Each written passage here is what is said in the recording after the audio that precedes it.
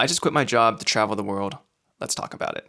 Today was my last day working at Intuit, where I was a senior product manager working on products like QuickBooks, Credit Karma, and MailChimp. I just walked away from a six-figure salary, stable career growth, and really good benefits. So let's talk about why. Hey there, I'm Tim. Welcome to my new channel. This is where I'm going to be sharing all of my life updates, learnings, and experiments as I navigate a new world that's a lot more uncertain. I'm going to be traveling for the next year while exploring the creator economy. More on that later. Okay, so let's just cut to the chase. Why did I leave my job and where am I going next? Well, I left my job for 3 reasons. 1, I want to travel. I want to see the world. I want to have as many experiences as I can while I'm young and have relatively few responsibilities. 2, I wanted to start exploring a new domain. I was hitting a point at work where I just wasn't feeling like I was learning the things that I was really passionate about anymore. And I thought that I could take this opportunity to dig into it myself, just explore a little deeper, make new connections, and taking time away from having a 9-to-5 day job would give me the space to explore that. And finally, 3, I just want to become more comfortable with risk taking. I've always had a dream of starting my own business. I think in order to be a good entrepreneur, you have to become really comfortable with taking risks.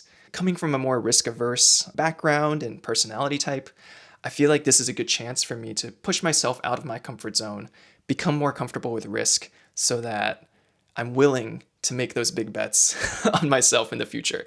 Sorry for all the buzzwords. I literally just came out of corporate America. It's like ingrained in my brain. Okay, so if that's all you were looking for, feel free to just skip the rest of the video. But if you want to learn a little bit more about my story and kind of why I felt like this was the right time for me to make this decision and, the ways I prepared and how I felt about taking this risk, feel free to keep watching. We'll dig into that in just a moment. Okay, so going a little bit more into my background, I've been working as a product manager at Intuit for the last 2.5 years. And I just want to clear the air before going any deeper. Intuit was actually a fantastic company to work for. I do feel like it was truly a privilege to be able to work at a company that was taking such good care of its employees, gave me the opportunity to learn and grow, and just had genuinely nice people. So I just want to say that before we go into all the reasons why I felt like it wasn't the right fit for me anymore, I did want to give it credit for being genuinely an amazing place to work and honestly a dream for many people to be able to work in that type of environment. Okay, so a little bit about me. I studied computer science and business at UC Berkeley. I grew up in the Bay Area, so like a stereotypical Bay Area kid, I had one dream going into college, and that was to start my own startup. I know, okay. Early on in college, I really did explore working at a lot of different startups. I tried building a lot of my own ideas at hackathons. I would work on side projects. I would build apps and try and launch them. And what I really learned from all those experiences was that, yes, I'm resourceful. I'm scrappy. I was able to get a lot done. But I also had no idea what I was doing. So I felt like in order for me to feel comfortable getting started in my career and in order to become more familiar with the product development process, I needed a bit more mentorship and I needed real world experience to see how a normal functioning company actually runs their business. So that's what led me to product management. So coming out of college, I was essentially on the grind to find a product management role.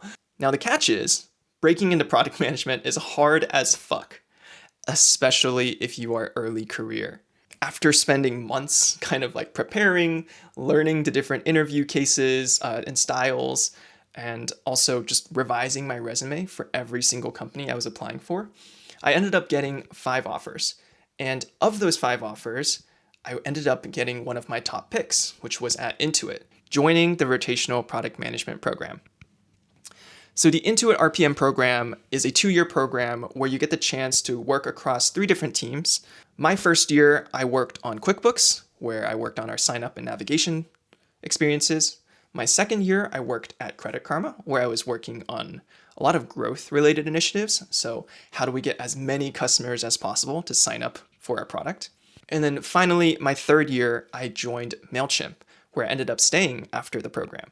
I also want to say that I had an amazing community of mentors and peers, and my managers actually were also very supportive, and they actually put me up for promotion on an early schedule. There was a lot of push for me to continue growing my career here, and a lot of support from the people around me to move in that direction. So, with all that said, it felt like I had everything.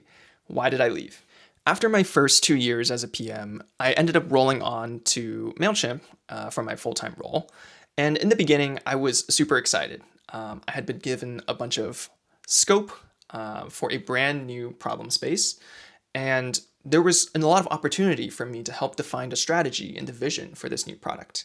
And those first few months went pretty well. But over the next few months, things started to change. And just want to say that this is not something unique to MailChimp or to the team that I was working on, but I slowly realized that I just wasn't feeling very energized about the work I was doing anymore.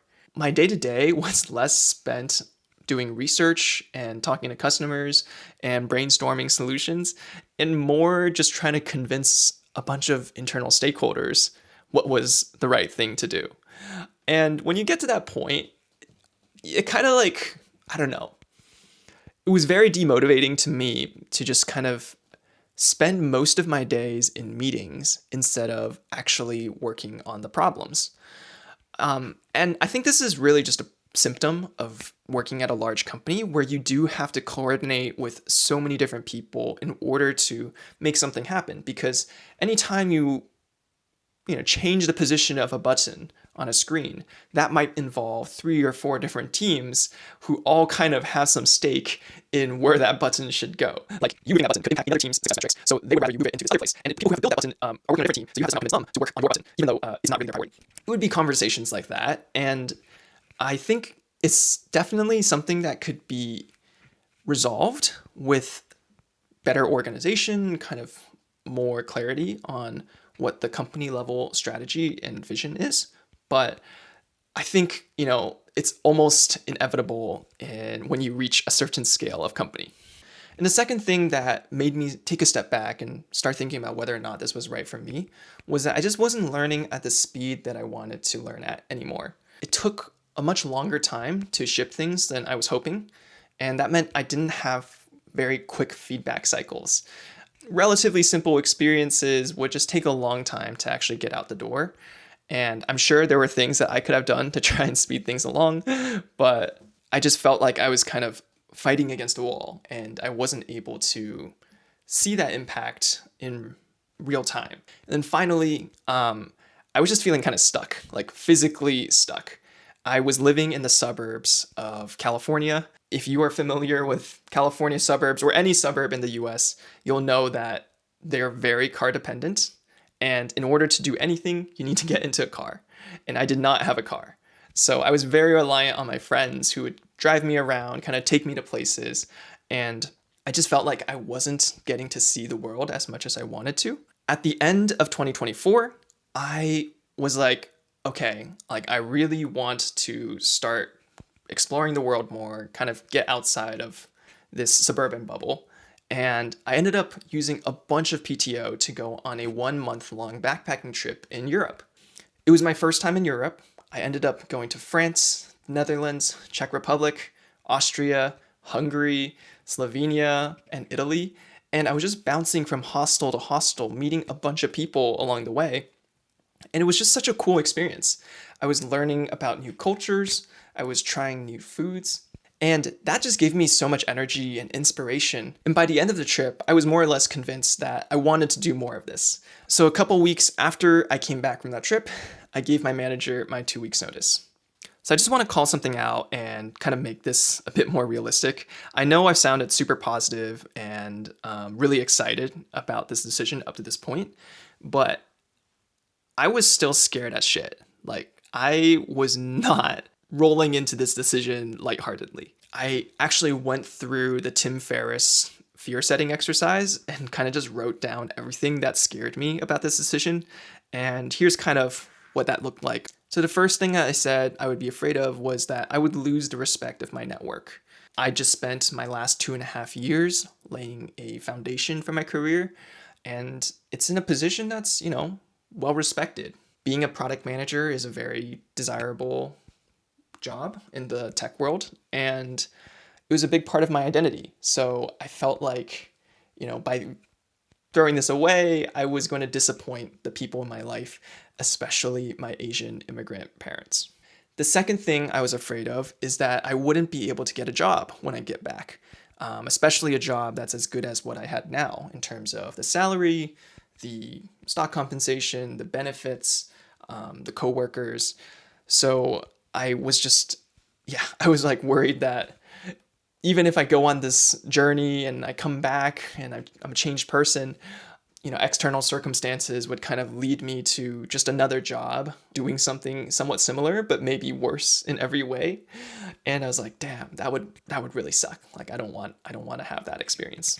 And the third reason was money. Obviously, taking a year off of work has a huge opportunity cost. I was thinking about things like, wow, like, how much salary would I be giving up by not working for a year? And if I took that salary and invested 50% of it into the stock market, that would end up being like several $1 million by the time I'm 65. Thinking about things like that. So yeah, like I was very aware that by making this decision, I would be setting myself up for a much riskier financial future. Now, despite all of these fears, I knew that if I wanted to grow, if I wanted to work towards my goal of being an entrepreneur, I needed to take a risk and just push myself and prove to myself that I can make it past these fears, these hesitations, in order to pursue what I feel like would be something more aligned with my true interests and my passions. Yeah, so it wasn't just roses and rainbows. I spent a lot of time thinking about this decision. I tried a couple different exercises. I was like, all right, I'm just going to pretend that I've made this decision already. I'm going to quit my job. I'm going to go travel, and I'm just going to sit with that. And then I spent another 3 days being like, okay, I'm not going to quit my job. I'm going to keep working. I'm going to keep grinding. I'm going to become like another level above what I am now. And then once I've gotten more secure, I'll quit my job and do this whole thing again. And then once I did that, I was like, okay, that's kind of ridiculous. Why wait at this point? In terms of timing, in terms of my current life stage and how I've set myself up to this point, there's really never going to be a better time. And it really helped me to kind of think of this decision as I'm actually de-risking the future. By starting this early, when I don't have any responsibilities, I'm currently single, I obviously don't have a family or kids to worry about, and I have no debts that I'm trying to pay off, I can take this decision with very little risk, essentially. By doing this now, I come back a year later, worst case scenario is what I described earlier, is like, maybe I'm in like a slightly worse position than I was before I started. And the upsides were kind of like, infinite. Like anything could happen over this next year. My hope is that I'm going to be at a new baseline. I'm hopefully going to be at a new place where I'm like super engaged with the work I'm doing. I'm learning what I care about and hopefully setting myself up well financially as well. But yeah, the takeaway there is I don't think there's as much risk in making this decision as I initially thought I had. So yeah, I'm going to make an entirely different video about how I started preparing for this trip, how much money I saved, how did I start saving, how did I calculate the budget. I think that's going to warrant its own video, so stay tuned if you're interested in that kind of stuff. We'll definitely go into the details in the future. Okay, so what's next? Well, I'm headed off to Jakarta as my first destination, and hopefully I'm going to spend that time immersing myself in the culture, surfing, climbing volcanoes, seeing Komodo dragons maybe, I don't know.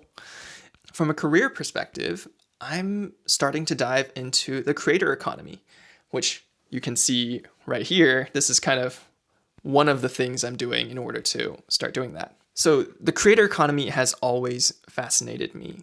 I was, a kid who grew up watching things like YouTube. A lot of my favorite forms of entertainment were all on the internet because my family didn't have cable TV. So I would watch a lot of, streamers on Twitch. I would watch a lot of YouTubers, and I would just play a lot of games myself. And I kind of just like grew up in this environment where I saw like a bunch of people like connecting, engaging, having fun on the internet, and that always resonated with me. Over the last few years, I've kind of expanded on that from like a more educational perspective. So I spend several hours every day probably reading newsletters, watching videos, and listening to podcasts from some of my favorite creators. And I've realized that, yeah, the creator economy has changed a lot over the last couple years.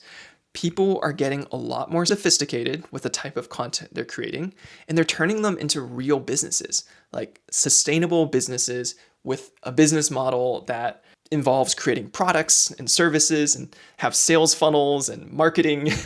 There's a lot that's actually going on behind the scenes for some of the biggest creators out there. Now that there's like these new platforms like TikTok and Xiaohongshu, the global economy is starting to be shaped by creators as well. It's happening the other way around too.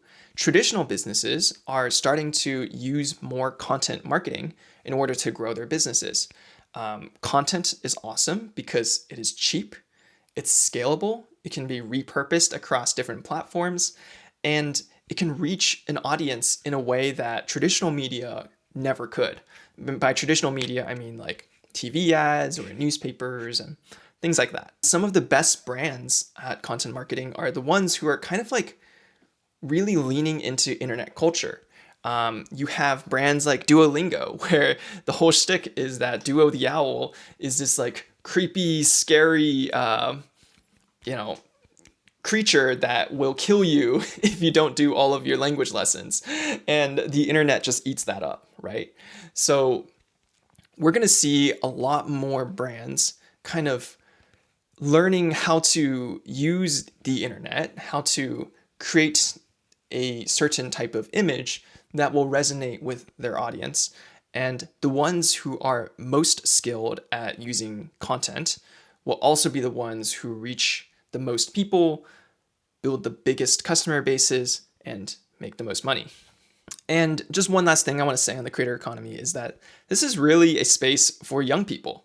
I know many of our parents out there probably said that watching streams, watching YouTube, scrolling on TikTok is just a waste of time. But I think that's holding them back from understanding how having these platforms out there gives us the opportunity to just connect with people at a different scale that was never possible in the past. And it's really giving a lot of individual creators the opportunity to share their message, share their creativity with the world, and not have all of that power consolidated into a couple mega brands. So I see this as mostly a good thing, obviously with some limits. You don't want to have your life fully consumed by social media, but I think if you look at it with the right lens, you kind of go in with more of a learning mindset, you can stave off some of the brain rot and keep yourself in more of a healthy state of mind. All right, so I've been recording this for almost an hour now. There's probably like a million takes that I have to remove. I just want to say that I am really excited about this next chapter in my life. I'm really excited to explore the creator economy, to travel, to meet new people. If you are going to be somewhere in Asia and would like to connect, I would love to meet a couple people who are like-minded along the way. So feel free to reach out to me. Happy to chat more. But anyways, if you'd like to follow along with my journey, you can subscribe to my channel, leave a comment, or you can also follow my newsletter where I will send out some life updates every week. And yeah, thank you for watching all the way to the end. I will be posting more content in the future because I will have a lot more free time. So yeah, looking forward to seeing more of you around. Catch you later.